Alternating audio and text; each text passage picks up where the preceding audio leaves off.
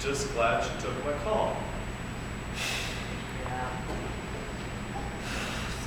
Please. You can't rush these things, you know? This has been difficult for her. That's been tough for you. It's been different. That's what it is, isn't it? You thought, oops, I'm a parent now. I should be different. Didn't you not that way? Shut up. That little accelerate from God to Dad in 3.2 seconds. Didn't you not that way, did it? I'm just glad she took my call. Did you spend enough time on the phone? How many times did you talk? It's not important. Well, I figured you should be confident about the father-daughter thing. You're a smart ass, you know it? Just trying to keep you from being overly optimistic. You tend to do that, you know? I know this isn't a cakewalk. I like flowers. That's a nice touch. She didn't have to do that, you know? She's polite and thoughtful. I didn't say anything to the contrary. She's a nice girl, Dan. We've got a long way to go. Yeah. And the road is sure to be bumpy. Ready for dessert? Oh, yeah.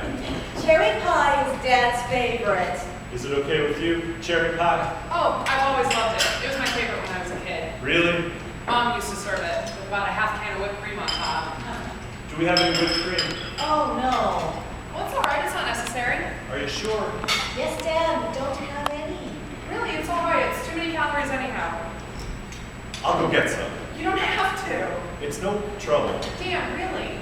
No, if that's what you had liked as a kid, then you should have it. I can be back in just a few minutes. Go to the Quickie Mart. They'll have it in the big cooler by the beer. Yeah, but it's more expensive. It'll be cheaper at Kaufman's. Sure, but it'll take an extra 10 minutes. Just spend the extra 69 cents and go to the Quickie Mart. Please don't go to any trouble. It's no trouble. Let him go. Make him happy. I'll be back. Commence with the girl talk. I feel bad about. Don't. He wants to do it. I don't want to impose. He wants you to. He'd do anything you thought would make you happy. I'm not used to that. I'm used to taking care of myself. He's not used to it either. He's not sure how to take any of this. He just doesn't want to do the wrong thing. But he said that you have some kind of illness. Yeah, but it's better now. It had us worried for a while, but it seems that a number of IRAP vets have had similar issues. Mom nearly went crazy, calling the doctors every day, going with me to all the tests. She worries a lot. Others are like that. Dan told me about your son. Scotty, I'm sorry for your loss. thank you. I can't imagine how tough that must be. I still have a hard time wrapping my brain around it. I knew some guys who didn't make it back from Iraq. It never occurred to me what their parents would be going through. And since your son, Scotty, was so young, I can imagine it must, tear your heart in two. Of course, you know that already. I'm sorry, I shouldn't. It's all right. It's all right. It's a big part of my life now. When Scotty was little, he was the biggest part of my life. Now that he's gone, his absence seems even bigger. I can imagine you never get over it. At times, it's pain dulls, but it can sharpen again at a moment's notice. Smell, place, certain sound, all these things can bring back memories, good and bad, that can launch you into a deep hole of depression.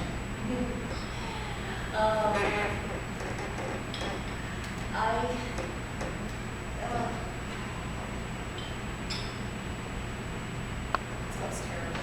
Sometimes I would think I would hear his voice, and I just wanted to scream.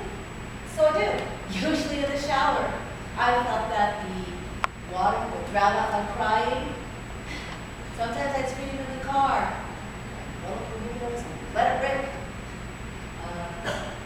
I wouldn't read a book and have a happy ending. I wouldn't celebrate holidays. I wouldn't even eat dessert. I don't know, the silliest things. One time, my ex-husband brought back a bouquet of flowers, and just looking at them made me furious. I had to throw them out.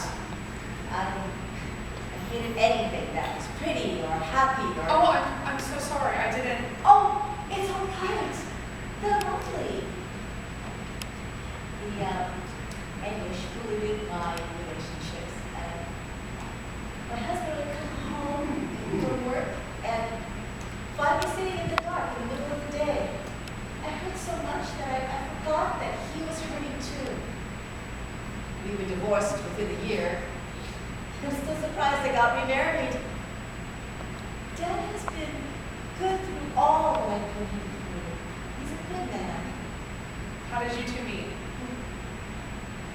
Through mutual friends. Oh, they wanted me to get out and get on with my life, and I begrudgingly complied. Oh, Dad has been kind and gentle. He's a good man, just the kind of guy who wants everybody to be happy. He still is. I warned him things would get tough, and he took it on his stride. He had no idea what he was getting into. Has he been a big support for you?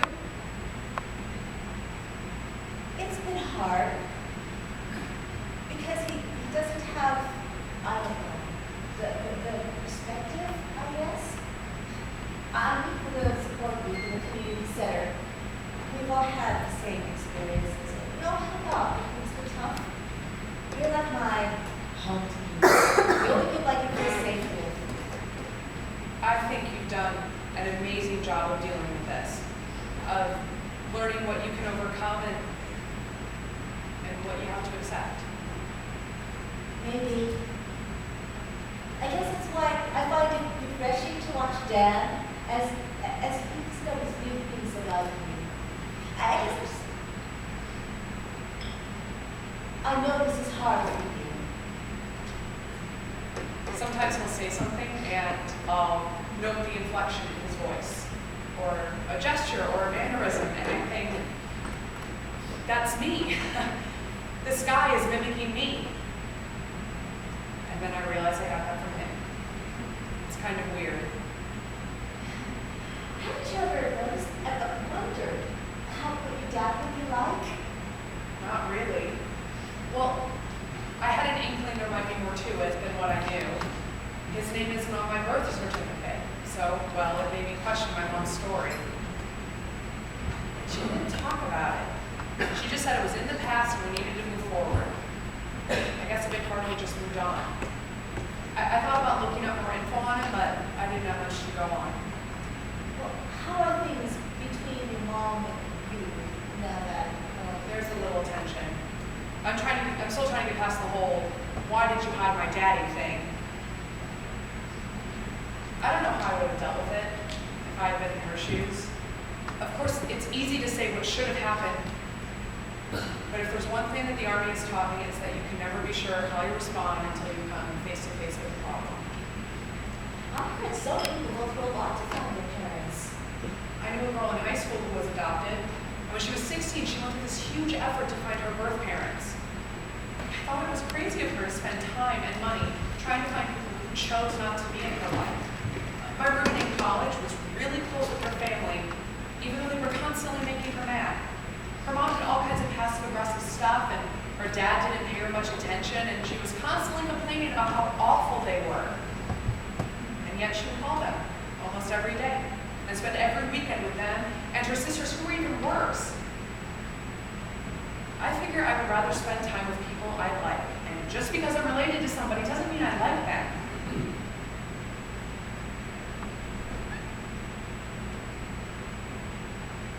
I don't want to hurt Dan, but I have no idea how to.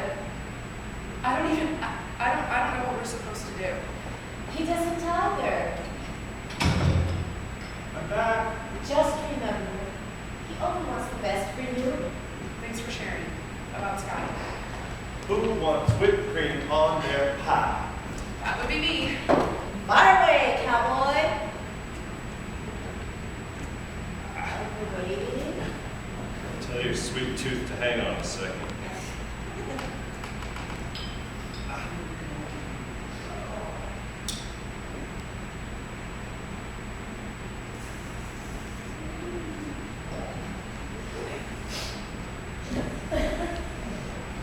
There. Now that is more like it. Good? Good. So Julie, what made you decide to become a pilot? Oh, I always wanted to fly. Something about being above everything, up in the air, separated from the ground. They joke about helicopters, saying that airplanes fly, and choppers just beat the air in submission. When it comes to flying, everyone wants to fly a jet. Fighter planes are sexy, but There was something about rotary flight that appealed to me. Kind of like the difference between a hawk and a hummingbird. What's it like flying a helicopter? It's totally epic. Absolutely the coolest feeling you can have. The best way to describe it, you know that feeling you get when you get to the top of the roller coaster? When you get to the top and just before you raise your hands in the air, you get that feeling in your stomach like it's kind of floating just before the descent. That's what it feels like. Only for longer than just that split second. It's an amazing feeling. Must be different, flying in combat versus what you're doing now. Yeah. The biggest difference with the traffic chopper is I'm not allowed to shoot anybody. And again, no one's shooting at me either. It's a lot easier to concentrate when there aren't bullets flying everywhere. I guess so. I told my boss it would be more effective to mount a 50-cal machine gun on the nose, maybe a couple Hellfires. I could get rid of most of our traffic that way. What was the response? Oh, something about the insurance policy. You know how it is with corporate bureaucracy. So was it difficult fitting in, as a female pilot? Pilots are the worst when it comes to that macho crap. Sometimes when I call it on the radio, if they could hear any little inflection of emotion in my voice, they'd reply, say again, you're coming in soft. That's mean. In the end, once a female proves herself, the gender issue isn't such a big deal. Of course, the Army's policies didn't help. Women and men weren't allowed in each other's quarters, so when one of the guys would have a poker party in his room, the females were invited. That's how I met Regina, the girl I'm staying with across town. She worked at the supply depot and would hold a chicks-only poker party for the women. Girls have got to stick together. Well, I better get going. Regina should be home soon, and I want to spend some time with her before I have to go back tomorrow. Well, it's nice that you're taught in the service. Yeah, I haven't seen her since I left the Army. That's one thing I like about the military. After a while, you have friends all over the country. Do you need a ride to the airport tomorrow? No, I have to return the rental car anyway, but thanks. Well, it was nice meeting you, Julie. Thanks. It's nice meeting you too. And thank you for the flowers. They are gorgeous. Thanks. I'm glad you like them. The floor said they keep for a while, maybe as long as 2 weeks. Good. I'm glad. I hate it when flowers start to turn brown too quickly. Thanks for coming.